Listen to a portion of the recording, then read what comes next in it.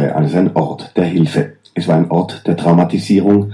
Kinder wurden zum Objekt degradiert, mit Injektionen und Tabletten ruhig gestellt oder mit psychischer und physischer Gewalt bestraft. Die Kinder hatten gar nie die Chance, etwas richtig zu machen, wie Zeitgeschichtler und Kommissionsmitglied Horst Schreiber schildert. Die Kinder lebten also in ständiger Angst. Es geht darum, dass selbst wenn sie sich gefügig zeigten und gehorsam waren, dennoch immer etwas passieren konnte.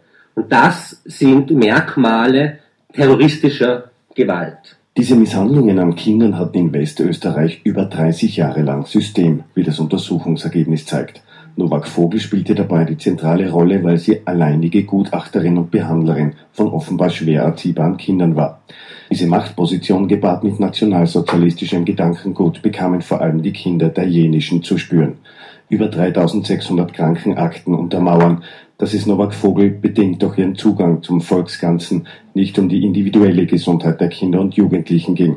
Deshalb waren diese für sie auch Versuchsobjekte für diverse Studien, etwa mit dem Hormonpräparat Epiphysan, das sie gegen Hypersexualität beim Mädchen verabreichte. Auch wenn Epiphysan keine gesundheitsschädlichen Folgen verursachte, war die Vorgangsweise Novak Vogels mehr als verwerflich, kommt die Kommission zum Schluss. Und ebenso, dass das Land, die Kirche, die Medien und die gesamte Öffentlichkeit dieses System duldete und zum Teil sogar unterstützte. Dass diese Machenschaften jetzt öffentlich gemacht werden, sei ein Teil der Wiedergutmachung an den tausenden Opfern aus Westösterreich, Bayern und Südtirol.